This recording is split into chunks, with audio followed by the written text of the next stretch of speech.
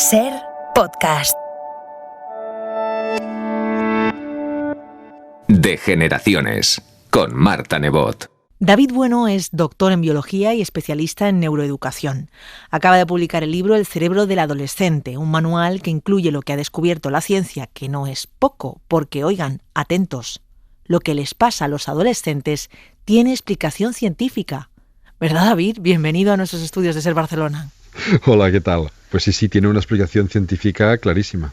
Vale, vamos a tratar de primero resumir cómo funciona el cerebro del adolescente. Sé que lo que te pido es muy difícil, resumir tu libro, pero sobre todo me gustaría que nos contaras cómo es eso de que como la corteza frontal y la amígdala no está terminada de hacer, toman decisiones y emociones, en fin, raras, que ahí, ¿no? La parte de tomar decisiones y de controlar las emociones no la tienen resuelta. No la tienen resuelta y no la deben tener resuelta hasta que llegan a la juventud. No hay que ahorrar adolescencia, hay que gestionarla bien. ¿Qué le sucede a su cerebro? Básicamente hay 3 zonas que cambian muchísimo durante la adolescencia y que justifican todos los comportamientos o muchos de los comportamientos que tienen. Uno es la amígdala, que es la zona que genera las emociones. Se vuelve hiperreactiva. Responden mucho más rápidamente y con mucha más intensidad ante cualquier situación que tenga componentes emocionales. Y eso es un sistema de protección. Eso permite que respondan rápido cuando haya una amenaza, que respondan rápido cuando haya una oportunidad, pero también responden rápido y sin pensar en cualquier otra situación, ¿vale? Bueno, pero no lo hacen a propósito, ¿no? Esto que uno piensa, me está contestando mal todo el tiempo. Bueno, es que hay un asunto ahí que no controlan, ¿no? Sí. Uh-huh. Esto se combina con la corteza prefrontal, que es la zona que gestiona los comportamientos más complejos. Toma de decisiones, planificación, reflexión y gestión emocional. Es la zona que más cambia durante la adolescencia y esto hace que pierda eficiencia de funcionamiento. No es que no puedan reflexionar, claro que pueden, pero les cuesta más. Uh-huh. No es que no puedan ajustar sus emociones, claro que pueden, pero les cuesta más. Y ahora combinamos hiperreactividad emocional con más dificultad, incluso más dificultad que en la preadolescencia, para gestionar pues estas emociones. Y la tercera zona es el estriado, que es la zona que nos proporciona sensaciones de placer, de bienestar y de recompensa. Y descubren que hay actividades de adulto que les activa el estriado de una forma bárbara, que les hace sentir a gusto, pero no saben cuáles son, porque jamás han sido adultos. Claro. Así que tienen que ensayar para encontrarse a sí mismos, para ver qué adultos quieren ser cuando lleguen a la juventud y a la adultez. Ensayo-error, de vez en cuando algún acierto. Y ahora combinamos estas ganas de probar cosas nuevas con la hiperreactividad emocional y con la menor capacidad de gestión de todo el conjunto y tenemos un adolescente. Y lo hemos tenido siempre, que es lo mejor, que conviene que nos acordemos que nosotros, aunque lo hayamos olvidado, sufrimos, lo digo así, todo este proceso también. Sí, también fuimos adolescentes como ellos. Otro contexto histórico, social, cultural y tecnológico. Pero el cerebro es el mismo. Es el mismo. Nuestra rebeldía se enfocaba hacia otros sitios, pero era la misma. Uh-huh. Vale, pues David, aclarado esto, que es ciencia, insisto, y que lo cambia todo, no es que nos quieran molestar, no es que nos quieran provocar, no es que nos quieran jorobar la vida a los padres y a todos los que estamos alrededor de los adolescentes, sino que hay un proceso natural ahí. Yo necesito que nos ayudes a analizar y a entender mejor su situación en el contexto actual, ¿no? Estuvimos en el Instituto Carreño Miranda de Avilés, en Asturias, hablando con Luna, Yara, Nuria, Dani, Luis y Juan, que tienen entre 16 y 17 años, y mira, por ejemplo, lo que nos contaba Dani sobre si son o no más radicales. Yo hablo mucho de política, filosofía, cuestiones relativas a vivir en sociedad con mis padres. Y bueno, pues no sé si mis padres dicen que es porque soy joven o porque tengo la sangre caliente. Yo a mi padre, que es con el que más hablo de esto, le llamo tibio, ¿no? Me dice que yo soy muy radical y todo esto, pero bueno, yo sí que es verdad que tal como está planteada la sociedad hoy en día, yo veo las noticias y es que me pongo enfermo, y me cabreo, me enfado, o sea, me indigno ante lo que ocurre y ante la pasividad de, en general, ya no solo los gobiernos, sino la propia gente que está sufriendo esto. Y yo sé que es verdad que, pues, si yo soy radical por plantear un cambio que realmente transforme la sociedad de raíz, pues oye, llámenme radical. Y la verdad que es bastante triste, ¿no? Porque la gente parece que le gusta ser esclavo. ¿Cómo lo ves? ¿Son más radicales ahora o este es el discurso de cualquier adolescente? Es el discurso de cualquier adolescente a lo largo de toda la historia. De hecho, ya hay algunos escritos de la Grecia clásica, de Aristóteles, de Platón, de Sócrates, que dicen que le sucede a la juventud que salen a la calle inflamados de ideas revolucionarias. Claro. Es exactamente esto. Es imposible que cada vez seamos más revolucionarios o cada vez más perezosos. También lo decían algunos griegos clásicos, está escrito, ¿eh? Es imposible. Como especie nos hubiésemos extinguido haría ya milenios y seguimos aquí.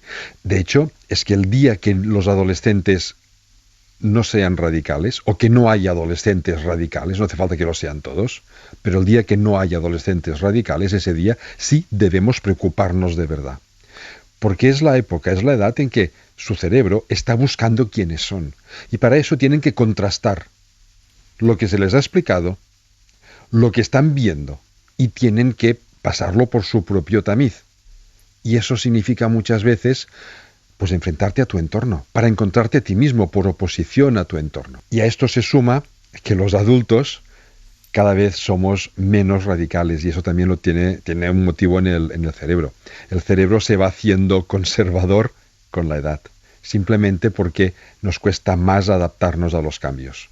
Y eso también es ciencia, ¿eh? Eso no es solo política. No. Hay trabajos chulísimos sobre esto que demuestran que en general todos nos volvemos más conservadores con la edad. Claro, quien lo era muy poco en la juventud seguirá siéndolo poco después, pero lo será más que cuando era joven. Claro.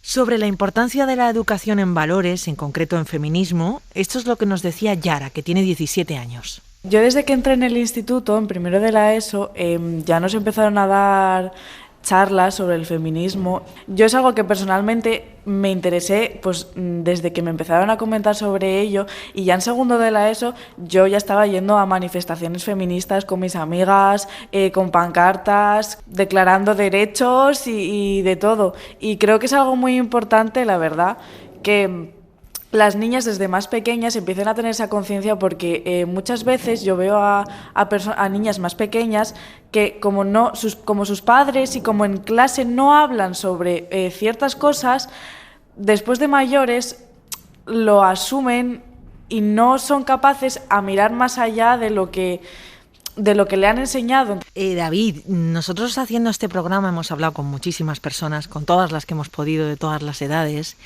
y me he encontrado con personas mayores que quieren aceptar la diversidad sexual, pero ya no pueden, me dicen. O gente que quiere dejar de ser machista, pero lo mismo, que entienden que el cambio está bien, que es lo suyo, pero que ellos ya, me llegó a decir un señor, nosotros ya tendremos que morirnos, porque no vamos a ser capaces. Yo esa idea me ronda porque, claro, ¿cómo es de importante educarles en valores a determinadas edades, a estas edades tempranas? Es crucial, es crucial. Todo lo que aprendemos, todas las experiencias que vivimos quedan fijadas en nuestro cerebro en conexiones entre las neuronas. Es el sistema que tiene el cerebro para almacenar conocimientos, experiencias y valores. Y una vez quedan fijados, los podemos después matizar, suavizar, pero cambiar radicalmente es muy difícil, porque ya están ahí puestos. El cerebro lo tiene muy fácil para hacer conexiones nuevas y adquirir conocimientos nuevos, pero muy difícil para deshacerse de los que ya tiene. Entonces, si un adulto, yo mismo, con mis 50 y tantos años, me doy cuenta de que tengo, por ejemplo, pues algunas, uso un lenguaje sexista sin darme cuenta, porque así lo aprendí cuando era niño, pues yo puedo cambiarlo. Pero jamás lo cambiaré tanto como un adolescente que ya se esté educando ahora en una igualdad. Siempre me va a costar más. Lo podré cambiar, pero me va a costar más. Por eso es tan importante educarles ya desde la primera infancia, pero muy especialmente en la adolescencia, en estos valores, en la igualdad en todos los sentidos, en la responsabilidad y en el respeto. Ahora vamos a escuchar a Juana y su amiga Luisa, que las pillamos en una encuesta callejera. Juana trabaja en un instituto madrileño, en un barrio de clase media, y dicen esto ellas sobre si nuestros adolescentes tienen ahora menos respeto a la autoridad, si necesitan más cruzar los límites. Antes teníamos, como que la familia, el padre, la madre, les teníamos un poco más respeto y entonces estudiábamos aunque fuera por miedo. Ahora pues les dejamos un poco de lado o les dejamos hacer, les sobreprotegemos demasiado, les dejamos hacer lo que ellos quieran y eso también les perjudica. Ya. A la hora de... igual el miedo no era tan malo.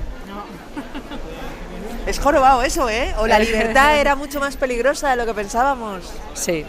Qué importante, ¿no? Dejar los límites clarísimos y no ser demasiado permisivos. Dicen ellas que lo somos. ¿Tú qué crees? Importantísimo. También lo decían los griegos clásicos ya, ¿eh? Incluso Confucio en la China clásica también tiene algunas frases parecidas a estas, así que es una tónica. A ver, yo creo que lo que sucede muchas veces es que confundimos libertad con permisividad. Y no son dos palabras sinónimas. La libertad siempre es buena, la permisividad no.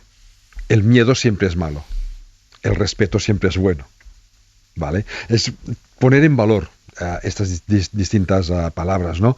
El miedo es malo porque hace que nos encerremos en nosotros mismos. El miedo es una emoción básica que nos lleva a escondernos o a huir ante una posible amenaza.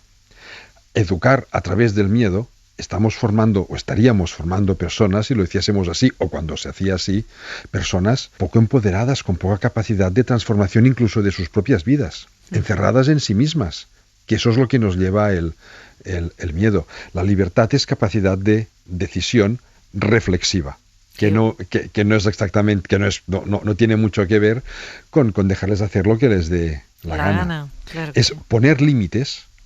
Un adolescente, y hay también pruebas de ello, un adolescente sin límites no madura tan bien, porque justamente lo que está buscando es encontrar límites para romperlos. Amigo. Necesitan romper límites. Así que la tarea de los padres, que no es para nada fácil, es ponerles límites sabiendo que los van a romper al menos algunos. Y aquí es donde está la gran dificultad. ¿Dónde ponemos el límite? Si lo ponemos muy, muy, muy cerca, sería a través del miedo. Por ejemplo, no puedes hacer, no hagas, no vengas, no salgas. Les estamos coartando para que no se salten el límite jamás. Y tampoco van a madurar tan bien. ¿Dónde ponemos el límite? Eso es muy difícil porque depende de cada familia, de cada situación, de cada adolescente. Hay adolescentes muy lanzados que a lo mejor tenemos que ponerles un límite más corto para que no sufran daño. Y otros más tímidos e introvertidos que el día que se saltan su primer límite, casi hay que aplaudirlos porque es bueno que se salten alguno más. No es dejarles de hacer lo que les dé la gana, es pensar con ellos para que se responsabilicen. Pongo un ejemplo, es un ejemplo muy en clave personal, pero el primer día que mi hijo mayor, ahora tiene 23 años ya, pero el primer día que nos pidió para salir con los amigos por la noche, debería tener, 15 años, nos dijo, ¿a qué hora tengo que volver a casa? Con mi esposa, con su madre, lo hablamos y dijimos, mira, le diremos que a la 1 de la madrugada, porque para él parece ya que es al día siguiente, claro. Es más tiempo y tampoco no es tan tarde, ¿no? Al menos con los parámetros actuales. Pero se lo preguntamos, oye, ¿tú qué hora crees que tienes que volver a casa? Dice, hombre, yo a las 12. Pues vale, a las 12 llegó a la 1:15. Oh. No le dijimos nada. Y al día siguiente nos dice, oye, llegué un poquito más tarde. Sí, ya lo sabemos, llegaste a la 1:15. Mira, ¿sabes qué? Como nos hiciste sufrir, si otra vez tienes que volver más tarde, avísanos. Alguna vez ha vuelto a llegar más tarde de lo que nos había dicho, pero incluso ahora con 23 años nos mandan WhatsApp. Llegaré más tarde de lo previsto. Ya está, se terminó. Claro. Se terminó responsabilidad, empoderamiento, libertad, con responsabilidad, no dejarle hacer lo que le dé la gana porque él mismo se pone sus propios límites. Sí, y no tomárselo personal, ¿no? Interpreto yo de lo que me dices, porque yo conozco a mucha gente que pone el horario de vuelta como algo personal y si llega un cuarto de hora tarde, claro, se está cachondeando. Sí, bueno, sí. ¿No? Los adolescentes tienen la tendencia a cachondearse muchas veces y también es bueno que lo hagan, por supuesto. Sí, pero como dices tú, igual hay que poner el límite sabiendo que eso va a suceder y así luego no te enfadas tanto, claro. Sí, por supuesto, por supuesto. Claro. Y no tomárselo nunca como algo personal. No lo están haciendo para fastidiarnos a nosotros. Es que no pueden hacerlo de otra manera, es su cerebro que funciona de esta manera. O cuando a veces nos echan de su habitación con malas palabras, no va con nosotros. es que no ha podido controlar ese momento. Por supuesto, no debemos tolerarlo, pero no reñirles en ese mismo instante. Esperar a que se tranquilicen y después reflexionar con ellos cuando sean capaces de darse cuenta de que no era la mejor forma de conseguir su intimidad, que tienen todo el derecho a intimidad. Uh-huh. Con Raquel, que es madre de mellizos adolescentes, y su hija Aitana, hablamos sobre cómo es adentrarse en la nueva gran diversidad sexual.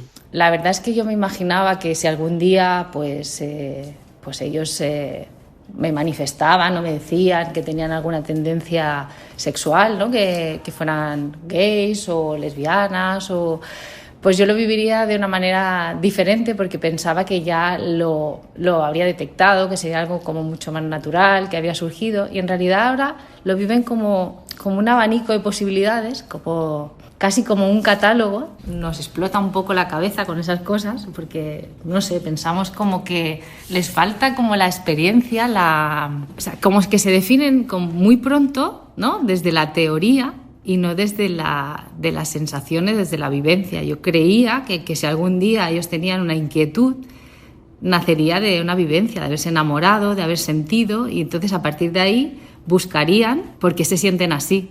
Y no como al revés, ¿no? Que ahora tienen toda la información de golpe y como se miran en ese catálogo, y es un poco, sí, estamos aprendiendo juntos y me parece súper interesante, pero no es como imaginábamos que lo viviríamos. Mira, el probar la experiencia es buena, es la forma de que se encuentren a sí mismos.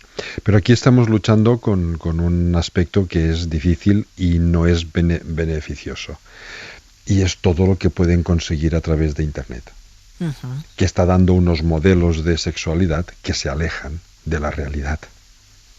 Sexualidad y afectividad deberían ir unidos. Por supuesto pueden ir por separado, pero en la adolescencia su aprendizaje debería ir unido. Y eso ya restringe los ensayos que uno puede hacer. Claro. Y eso es lo que deberíamos transmitirles las familias y también desde los centros educativos, desde los programas educativos, cuando hay educación sexual. De hecho, debería ser sexoafectivo o afectivo sexual. Pero ¿qué me dices de eso? De la idea de que es verdad que nosotros siempre hemos pensado que alguien es homosexual o tiene una tendencia que no sea binaria porque, bueno, pues porque tienen determinadas tendencias o, en fin, le atrae determinada gente. Y sin embargo ahora lo que estamos viendo es que lo que quieren es probarlo todo. Eso tampoco tiene por qué ser malo, pero es distinto. Es distinto. A ver, no es bueno ni es malo, y tampoco no lo hacen todos los adolescentes, ni muchísimo menos. Y por último vamos a escuchar a Dani, que tiene 17 años, que nos dice esto sobre el exceso de presión sobre ellos, sobre nuestros adolescentes, por el contexto económico en el que vivimos. Estamos estudiando y al fin de cuentas nos estamos esforzando y a lo mejor no tenemos ni siquiera el futuro asegurado, por no decir que lo tenemos bastante negro, y eso es una cosa que pues no es algo que nos guste, y por el contrario nos presionamos cada día más, porque digo yo, ¿qué va a ser de mí? Que no me voy a quedar toda mi vida en casa de mis padres, quién sabe si voy a poder pagarme la comida cuando sea más independiente. Eso es una cosa que nos lleva también a mucha ansiedad y a mucha inseguridad mental. Tenemos unas cifras brutales sobre salud mental en nuestros adolescentes. Demasiada presión. Demasiada presión, sin duda, pero sobre todo es demasiada presión injustificadamente. Presión puede haberla siempre la hay en un momento u otro de nuestras vidas. El problema es cuando les estamos obligando a estudiar 12 asignaturas cada curso, a sacar buenas notas, porque si no sacas buenas notas pareces que después no podrás hacer nada. Y al mismo tiempo, y eso es culpa toda de los adultos, les estamos lanzando mensajes de es que ahora todo es más difícil, es que no vas a encontrar trabajo, es que eso aumenta el estrés a cualquiera. Y los adolescentes ya tienen por sí mismos, también fisiológicamente, el estrés un poquito más elevado que los adultos o que los niños y las niñas. Entonces lo que hay que vigilar muchísimo son estos mensajes que aparte tampoco no son ciertos. ¿Qué significa que el futuro sea negro? Es del mismo color que ha sido siempre. Pasa que nos empeñamos en decir que ahora es más negro que antes cuando el contexto es diferente, pero al final cualquier adolescente que se haya encontrado a sí mismo encontrará su sitio en la sociedad. Y ya de ultimísima, que le digo siempre a mi hijo, la ultimísima, ¿cuándo se deja de ser adolescente? ¿Cuándo se convierten en adultos? Mira, hay dos procesos. Uno es biológico, cuando todas esas zonas del cerebro que hablábamos al principio maduran. Y aquí hay un proceso biológico que podemos ayudar desde fuera, cada vez que les permitimos que tomen decisiones, que generamos un ambiente reflexivo a su alrededor. Estamos fortaleciendo estas zonas del cerebro porque las estarán usando y eso hará que maduren un poquito antes. Y después, aparte de este proceso biológico donde nuestra ayuda es indispensable, hay otro proceso que es puramente social y cultural. Se ha visto que los adolescentes no dejan de comportarse como adolescentes hasta que su entorno de adultos no los acepta como unos iguales en deberes y derechos.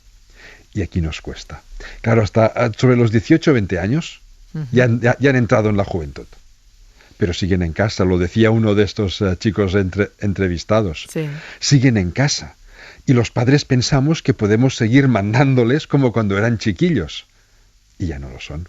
Son otros adultos. Casi tendría que convertirse en un piso de estudiantes donde compartimos normas, compartimos espacio, compartimos confianza, compartimos alegría y respetamos las decisiones de unos y de otros, porque ya deben tomar sus decisiones. Si no les empoderamos, si no les damos este espacio, la adolescencia se va a alargar y no va a ser beneficioso ni para ellos ni para los padres, por supuesto. Gracias, David. Un placer. Lo mismo.